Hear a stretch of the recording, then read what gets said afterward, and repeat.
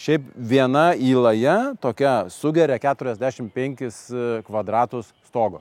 90% projektų būna per mažai įlajų. Paskaičiuojam pagal gamintoją, viena įlaja 45 kvadratai, paimam stogo plotą, su parapetais kartu, padalinam ir žinom, kiek mums reikia įlajų. Pažiūrėkit, kaip jos yra įleistos, kaip jos yra giliai įleistos, ane? Va.